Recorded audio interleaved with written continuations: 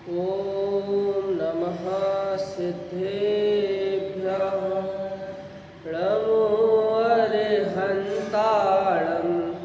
नमो सिद्धाणं नमो आयरियाणं नमो वज्रायाणं नमो लोये सबसाहुळं मोक्षमार्गस्य नेतारं भेतारं कर्मभूभृतां ज्ञातारं विश्वतत्त्वानां वन्दे तद्गुणलब्धये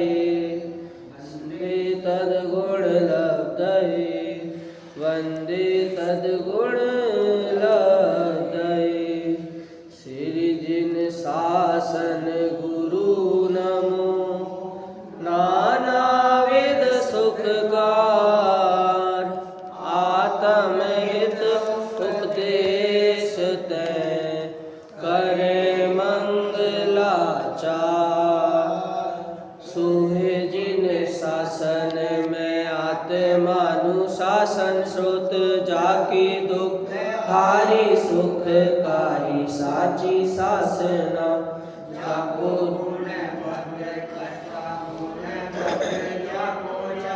बद गुणधारी भव्य कर उपासना ऐसे सारे शास्त्र को प्रकाश अर्थ जीवनी को बने उपकार नाश मिथ्या भ्रम वासना ताते दिस भाषा करी अर्थ को प्रकाश करो जाते अर्थ भाषना जाके मन बुद्धि हूँ के होते अर्थ भाषना लक्ष्मी निवास निलयम विलीन विलयम निदाय हृदि वीरम आत्मानुशासन महं वक्षे मोक्षाय भक्तानां जो लक्ष्मी के निलय रूप उन अविनाशी प्रभु को धार ग्रंथ रचूं आत्मानुशासन भव्य जनों को शुभकार। आत्मानुशासन नामक ग्रंथ में जो कि गुणभद्र आचार्य द्वारा प्रणीत है, इसमें अभी अपनी चर्चा तप की चल रही है, जिसमें अभी तक ये चर्चा आई कि तप के बिना जितना भी धर्म हो रहा है वो सब निरर्थक है। मतलब अंतरंग परिणति जब तक विशुद्ध नहीं होती है तब तक बहिरंग तप का फायदा नहीं है। तो इसीलिए जरूरी है कि अंतरंग परिणति शुद्ध हो तो उसके सहकारी निमित्त सहकारी बाहर के जो बाह्य तप है वो रहते हैं। अपन को तप के संबंध में आचार्य देव ने लिखा भी है कि जिस प्रकार वृक्षों में फूल आ जाते हैं पहले और वो फूल के बाद जब फल आते हैं तो फूल खिल जाते हैं और वो फल रह जाते हैं।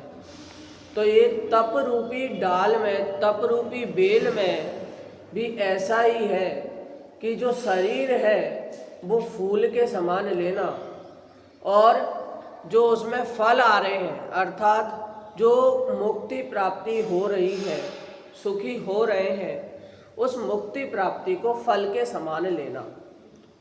तो ये तप का महत्व बताते हुए पहला उदाहरण यहाँ पर दिया और दूसरे उदाहरण देते हैं कि जिस प्रकार दूध में पानी स्वभाव रूप से पाया जाता है और वो पानी अग्नि से दूध की सुरक्षा करता है, जिस प्रकार वो पानी दूध की सुरक्षा कर रहा है उसी प्रकार तप द्वारा संसार रूपी अग्नि से यह शरीर आत्मा की सुरक्षा करता है।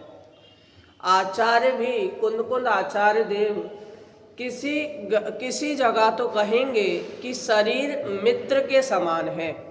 इसमें भी कहा शरीर की सफलता किसमें है। जहाँ पर दूसरी साइड में कह रहे हैं कि शरीर किसी जीव का कुछ भी करता धरता नहीं है। दूध में पानी की भांति शरीर को बोला, तिल में तेल की भांति शरीर को बोला।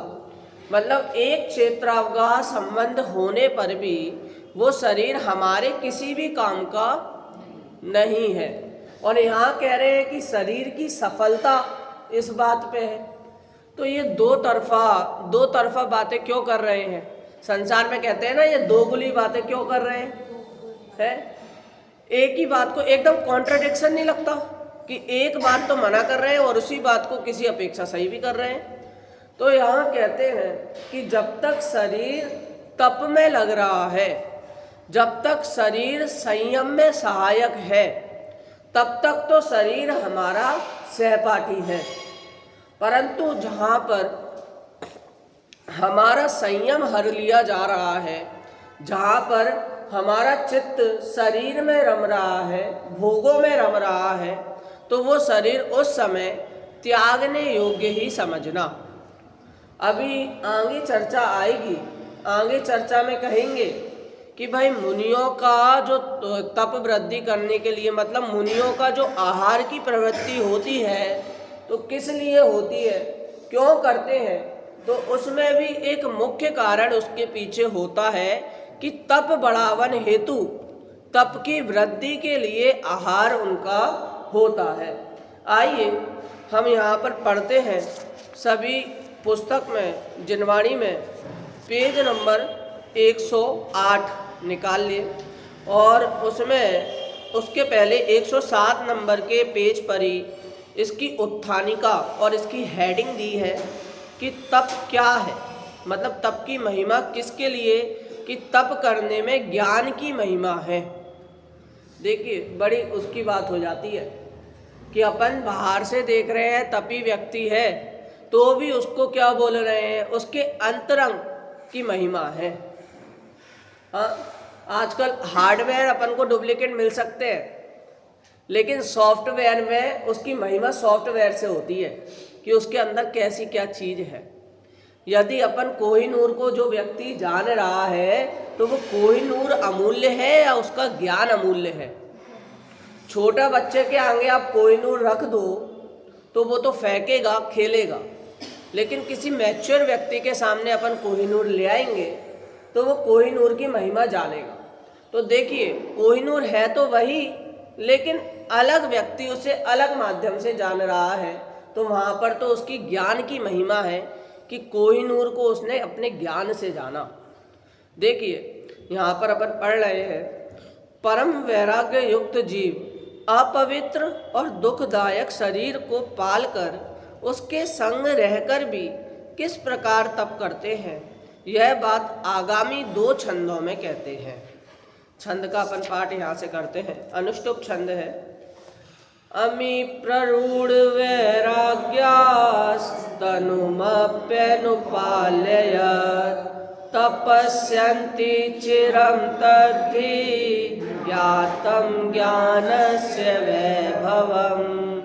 जो वैराग्यारूढ़ हुए अरु तन का पालन करते हैं, महिमा यही ज्ञान की वे चिरकाल तपस्या करते हैं।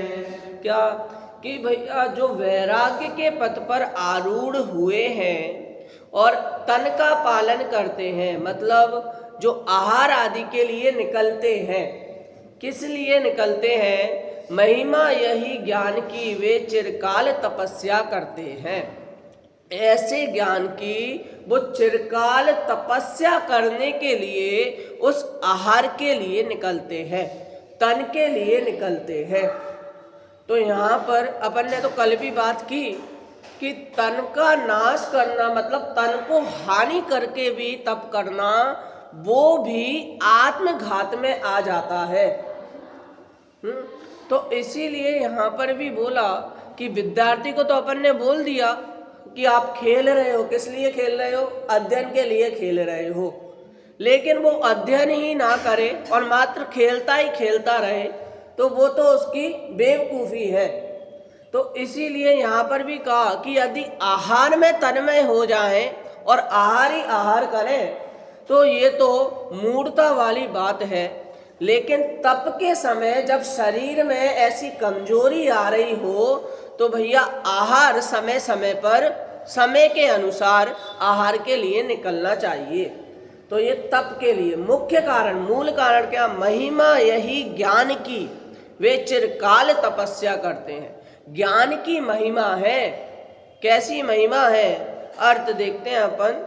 जिन्हें उत्कृष्ट वैराग्य होता है ऐसे जीव शरीर को पालते हुए भी चिरकाल तक तप करते हैं।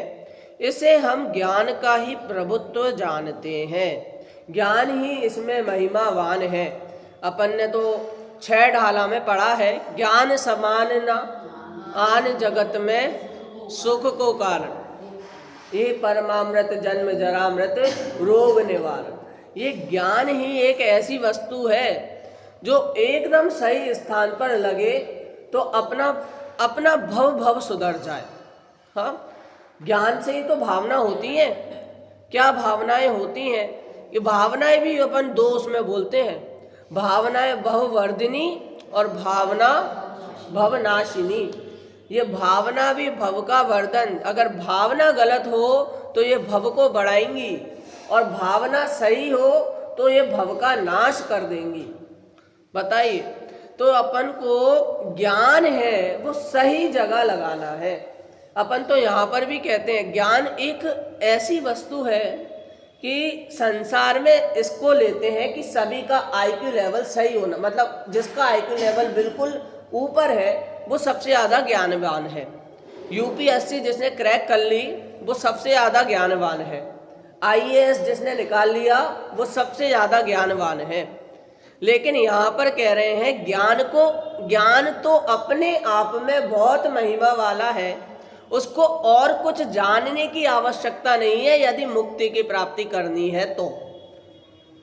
क्षयोपशम इसमें बिल्कुल भी निमित्त मात्र नहीं है, ऐसा कह रहे हैं। नियम सार में कहा है कि क्या कहा कि 6 द्रव्य का ज्ञान है, क्या है? 7 तत्व का ज्ञान है, क्या है? पंचास्ति काय का ज्ञान है, क्या है? और किसका ज्ञान चाहिए? और 9 पदार्थ आदि का ज्ञान है। तो बस आपको पूरे जिनागम का ज्ञान है, मात्र इतना ही कोर्स कहा है, पूरे जिनागम का बोला।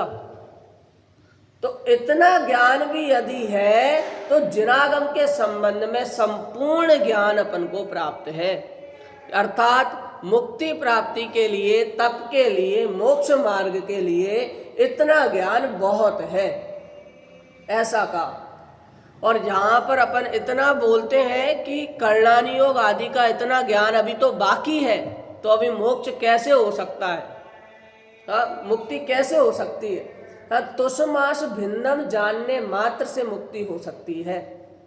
देखिए आगे क्या कहते हैं, भावार्थ में इसको ही खुलासा करके बताया। जिसके प्रति उदासीनता होती है उसका पालन करना विरुद्ध है, अर्थात संभव नहीं है। परंतु समझदार लोग उसके पालन करने में अपने प्रयोजन की पूर्ति जानकर जैसे अपना प्रयोजन सदे वैसे उसका पालन करते हैं, अनुराग से उसका अधिक पोषण नहीं करते। महामुनि यद्यपि शरीर से उदास हुए हैं तथापि वे यह भी जानते हैं कि शरीर के रहने पर ही तप हो सकता है, इसलिए वे आहार आदि देकर अपने प्रयोजन की सिद्धि के लिए उसका पालन करते हैं। अनुराग करके उसका बहुत पोषण नहीं करते। ये वाला जो पॉइंट है लास्ट वाला, बहुत पोषण नहीं करते, ये हाईलाइटेड पॉइंट है। हाँ, अपन के ज्ञान में यदि कोई बोल रहा है कि ध्यान करो, तप करो, क्योंकि तप का स्वरूप अपन ने क्या कहा, माँ चिंतई, माँ चिट्ठई, माँ जंपई। हाँ, ये अपन ने तप का स्वरूप बोला, तो भाई साहब कैसे हो? ना करना हो कैसे? ये लिखा है क्रम नियमित पर्याय में। छोटे दादा ने एक पंक्ति लिखी, आप बहुत बोलते हो भाई, ना करना करना हो कैसे। हाँ है प्रश्न हमारा तुमसे ही, ना करना करना हो कैसे। अरे हाथ पर हाथ धरे हम कैसे बैठे रह सकते, इस हलचल वाली दुनिया में हम चुप कैसे रह सकते। यहाँ पे ये बोला कि भाई कैसे रह सकते हैं, यदि हम यहाँ पर हाथ पे हाथ धरे बैठेंगे तो सामने वाले हमें चार बातें और सुनाएंगे कि कुछ काम वाम नहीं है, यहाँ पर इतना काम चल रहा है और तुम हाथ पे हाथ धर के बैठे हो।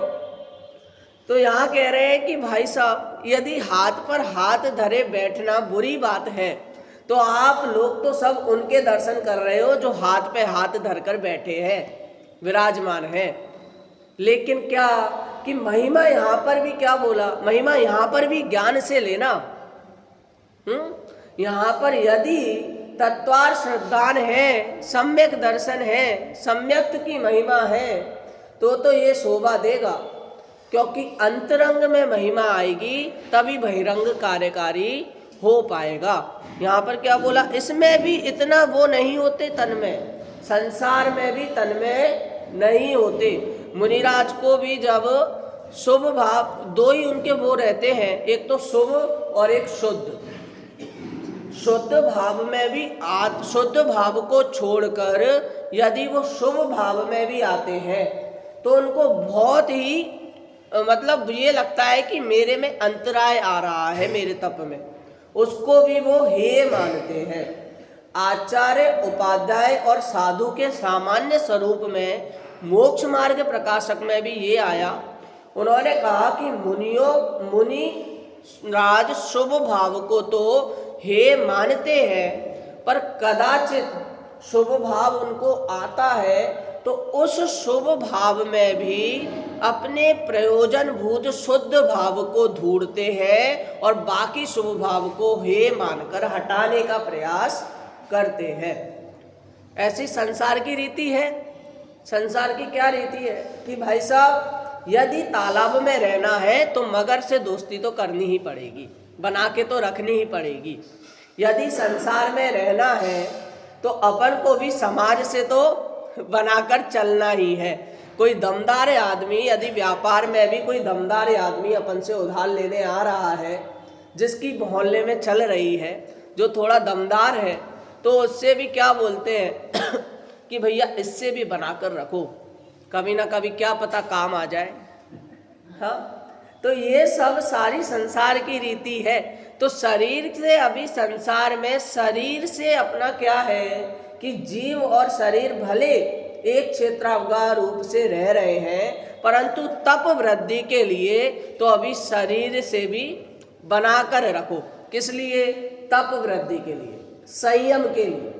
लेकिन जहाँ पर इसका हनन होता देखें तो उस शरीर से भी धीरे धीरे त्याग करो, उस शरीर से भी त्याग करके समाधि धारण करो, समाधि संलेखना पूर्वक इस शरीर से भी दूर होने का प्रयास करो। क्या? इस प्रकार शरीर को रखकर बहुत काल तक तप करने में ज्ञान की ही महिमा है। यदि ज्ञान ना हो तो यह जीव अति उग्रता से शरीर का नाश करके देव पर्याय प्राप्त करता है और वहाँ संयम का अभाव हो जाता है। अतः ज्ञानी ऐसा नहीं करते।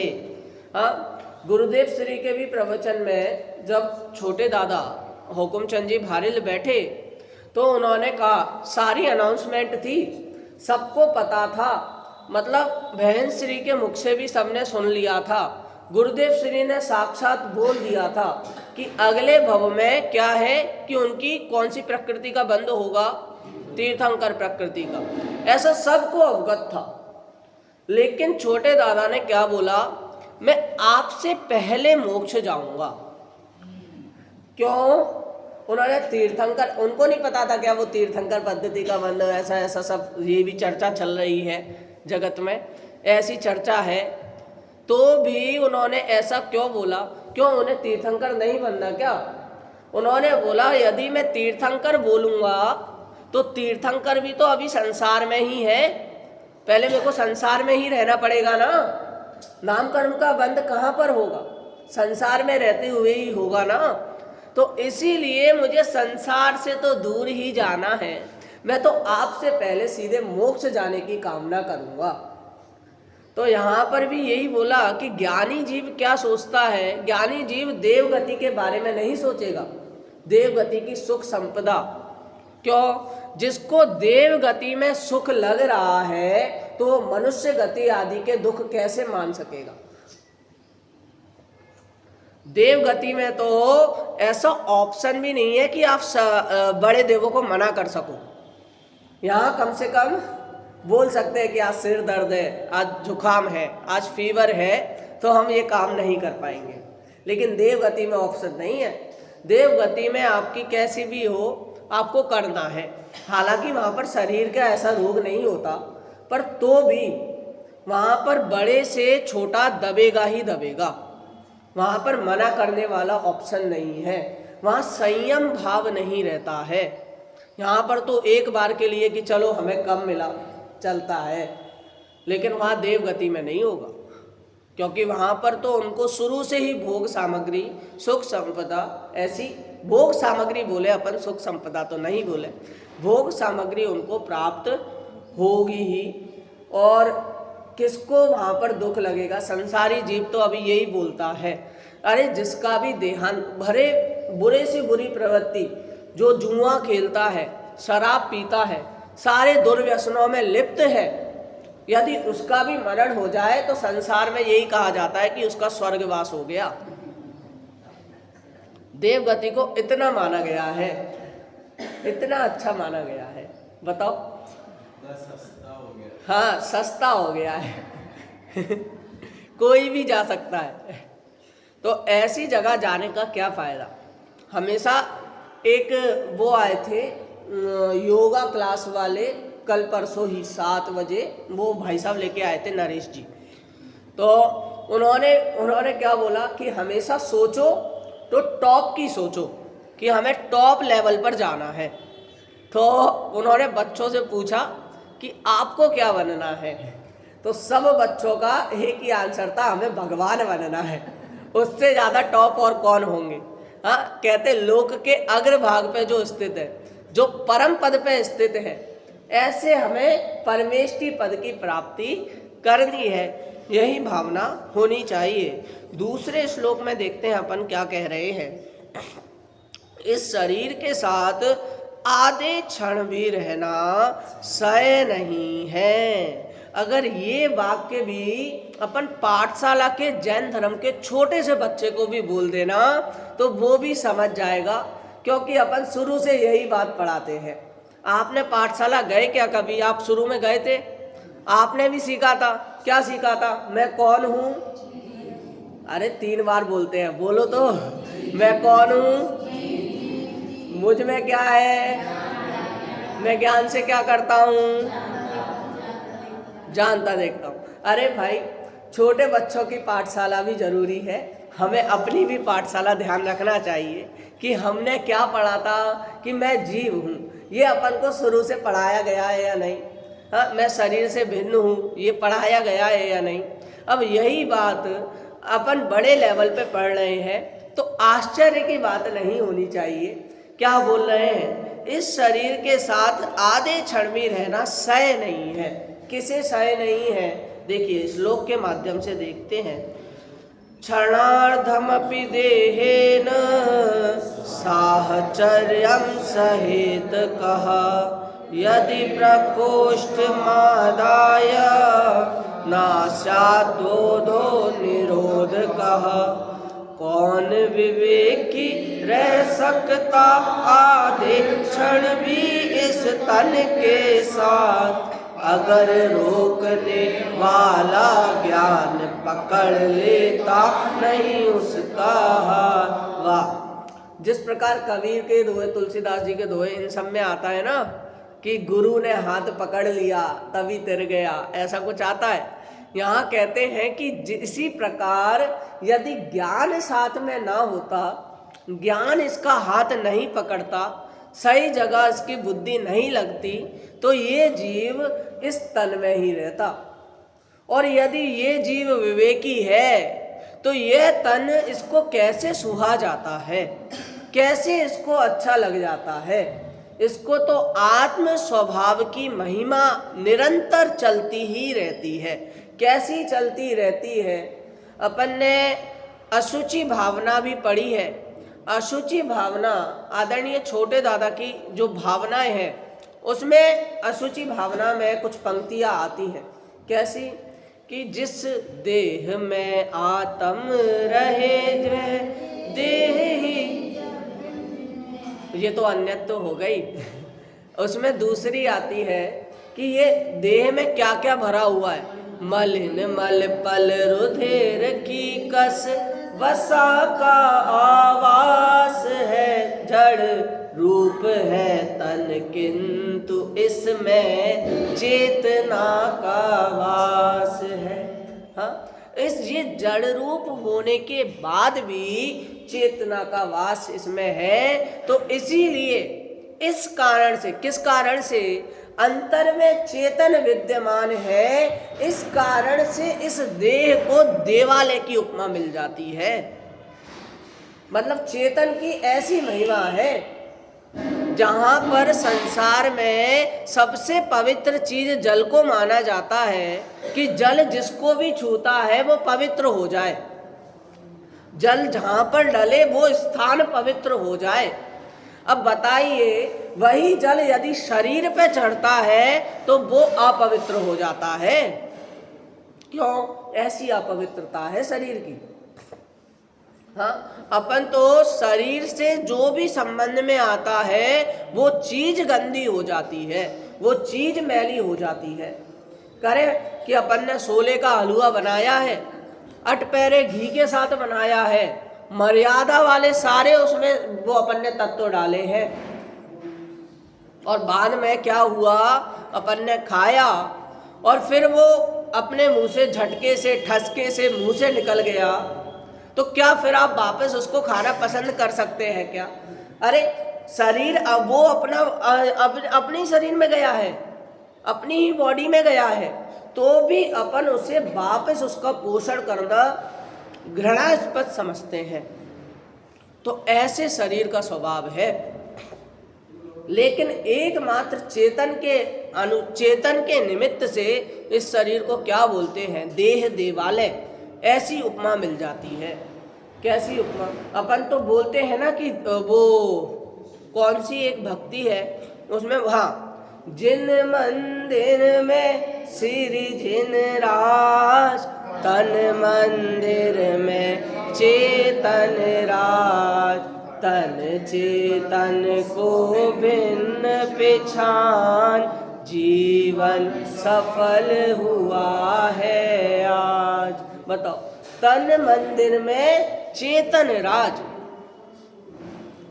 लेकिन इस चेतन राज को भी एकमात्र यही सुध है कि मैं तो मेरे आनंद में रहूं। विवेकी जीव शरीर से एकदम ऐसा हटी, ऐसा उसको लगता है कि भाई साहब हमेशा इसमें रोग ही रोग रहते हैं, हमेशा इसमें हमें अपने अनुसार अगर शरीर चॉइस करने को मिले तो बात सही है, लेकिन वो भी हमें ऑप्शन नहीं है। कौन नहीं चाहेगा कि उसकी अच्छी एकदम शार्प आइज मिले उसको?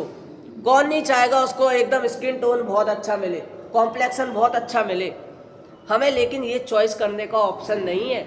शरीर नाम कर्म के उदय से मिला है, नाम कर्म के अनुसार अपन को दिया गया है, अपने कर्मों के अनुसार हमें इसका जैसा फल मिला है उस रूप हमारा शरीर है। तो ये शरीर हमें नहीं चाहिए, मैं तो अशरीरी बनना चाहता हूँ। यही एक भावना विवेकी जीव की होती है। अर्थ देखते हैं अपन, यदि ज्ञान हाथ पकड़कर रोकने वाला ना हो तो कौन मुनि आधे क्षण के लिए भी शरीर के साथ रहना सहन करेंगे? अर्थात कोई भी सहन नहीं करेंगे। भावार्थ, जैसे किसी की किसी अन्य व्यक्ति के साथ मित्रता थी, परंतु बाद में उसे उस मित्र की दुष्टता का ज्ञान हुआ, तब वह उससे लड़कर तत्काल उसका साथ छोड़ना चाहता है। उस समय कोई समझदार व्यक्ति उसका हाथ पकड़कर उसे समझाता है कि ऐसे झगड़ा करने से तो यह भविष्य में नुकसान पहुंचाएगा, इसलिए कुछ दिन इसे साथ रखकर इसे कमजोर करके इसका सत्यानाश करना चाहिए। अरे बाप रे, ये बताओ ये तो अपने परिचित में है, मतलब क्या कि ये तो अपने जानते हैं। इतनी सारी मूवीज बन रही है, इतने सारे सीरियल्स बन रहे हैं, इतने सारे नाटक हो रहे हैं, उन सब में ये सब देखने को अपन को सहज से मिल जाता है। क्यों? और अगर बाहर निकले तो बाहर भी ऐसी प्रवृत्ति है, काय की प्रवृत्ति, बदले वाली प्रवृत्ति, कि क्यों मैं इसको ऐसे छोड़ूं। हाँ, मूवीज में देखते हैं ना कि तुम्हें सीधे मार दिया गोली तो तुम सीधे मर जाओगे, नहीं तुम्हें तड़प तड़प के मरना है। ऐसा देखा है या नहीं? ऐसे डायलॉग सुने या नहीं? यहाँ पर भी कह रहे हैं उसको धीरे धीरे अपन बर्बाद करेंगे, सत्यानाश उसका करेंगे। क्या आगे? इसी प्रकार इस आत्मा को शरीर से अनुराग था, परंतु जब उसने इसे दुख का कारण जाना तब वह उग्र आचरण करके इसका नाश करना चाहता है। इस समय जिनवाणी से उत्पन्न ज्ञान से उसने ऐसा विचार किया कि इस विधि से शरीर का नाश करने पर देवादि पर्याय मिलेगी और वहाँ दुख ही होगा, इसलिए कुछ समय तक इसे साथ में रखकर इसे निर्बल करके ऐसा कार्य करना चाहिए कि पुनः शरीर धारण ना करना पड़े। आगे भी न किसी माता के अश्रु गिरते लखों कभी। हाँ, जन्म मरण का अभाव करना है तो भैया इस शरीर को जब तक साथ रखो तब तक अपना काम निकल रहा है। यहाँ पर भी वही बताया, ये व्यापार बताया है, व्यापार समझ में आता है ये तो बहुत अच्छे से कि अभी है, काम है तो अभी रखो साथ में, बाद में नहीं होगा तो बाद में अपन इसके पास आएंगे भी नहीं, शरीर के पास देखेंगे भी नहीं, नजर भी नहीं डालेंगे, लेकिन अभी यही हमें सहकारी है तो अभी रखो। इस प्रकार यदि ज्ञान रोकने वाला ना हो तो कौन मुनि शरीर को साथ रखना चाहेंगे। अतः शरीर को बुरा जानकर भी प्रयोजन की पूर्ति के लिए उसे साथ रखना यह ज्ञान की ही महिमा है, ये बात समझना चाहिए। आचार्य देव ने जहाँ तक बन रहा है वहाँ तक सारे सांसारिक उदाहरण देकर इस सिद्धांत तक अपन को ला रहे हैं कि भाई ऐसी बात है तो आप शरीर को यदि दुश्मन मान रहे हो तो अभी धीरे धीरे उसका ऐसा उसका बर्बाद करो कि आपको वापस ये शरीर नहीं मिले, ऐसा उसका क्या बोलते हैं, ऐसा उसको तबाह कर दो। तो ये तो एक प्रकार से देखें तो कर्म की ही बात कर रहे हैं, परंतु ये कहने का तरीका, उनको बताने का तरीका पाठक को समझ में आ जाए। क्यों? क्योंकि शुद्ध परिचितानुभूता, क्योंकि वो इन्हीं बातों से अभी परिचित है और ऐसी ही बातों से यदि उसको धर्म मार्ग मिल रहा है तो हम इस उदाहरण के माध्यम से उसे सिद्धांत तक लाने का प्रयास करेंगे। आत्मा और शरीर के संबंध में मैंने आत्म का एक छंद बोला था, एक बार और रिपीट करना आप सभी। आत्म महबूब यार आत्म महबूब, आत्म देखा हमने निहार और कुछ न खूब, देखा हमने निहार कुछ न खूब। मतलब महबूब शब्द हालांकि इसका अभी इतना प्रचलन में नहीं है और यदि है तो बदनाम है, लेकिन यहाँ पर क्या बोला, जब इस्लामिक अपन उसमें जाते हैं तो महबूब ऐसे उनके देवों को बोलते हैं कि महबूब हमें जन्नत प्राप्त हो, ऐसे शब्द आते हैं। तो पंडित दयानंद राय जी ने भी सुना होगा, तो उन्होंने कहाँ पर लगाया ये, हमारा तो एकमात्र महबूब है, कौन है वो? आत्म। फिर से आत्म महबूब यार आत्म महबूब, आत्म महबूब देखा देखा हमने निहार और कुछ न खूब, देखा हमने निहार और खूब, तन में है तजे नाही चेतनता सोए, तन में है तजे नाही सोए, लाल कीच बीच पर्यो कीच सा न होए, लाल कीच बीच पर्यो कीच सा न होए। देखिए क्या बोल रहे हैं कि आत्मा ऐसा है, यदि विवेकी पुरुष को ये ज्ञान नहीं होता कि आत्मा कर्मों में रहकर भी कर्मों से भिन्न है, कीचड़ में रहते हुए भी कीचड़ से भिन्न है, ये ज्ञान नहीं होता तो सभी आत्मघात करने के उसमें आ जाते, शरीर को किसी ना किसी प्रकार से नष्ट करने के उस पे पथ पर आ जाते। इसीलिए विवेकी पुरुष ज्ञानी का होना, ज्ञान का होना, उनका हाथ, ज्ञान का हाथ पकड़ना, यही कार्यकारी है। तो इस प्रकार ज्ञान की महिमा, तप की महिमा, और साथ में देखा जाए तो एक प्रकार से शरीर की भी अपन को महिमा बताई। क्या महिमा बताई कि वो अभी काम निकालने वाला जो हमारा वो होता है, एक ऑप्शनल चीज़ होती है, तो आप उसको उस रूप में लेना, तो आपका निश्चित रूप से जब काम निकले, कल्याण हो जाए, तो शरीर को त्यागना ही उचित है। इस प्रकार जानकर शरीर से अपना ममत्व हटाना और मोक्ष रूपी रमणी का वर्णन करना, इस प्रकार आज की वाणी को यहीं विराम देते हैं।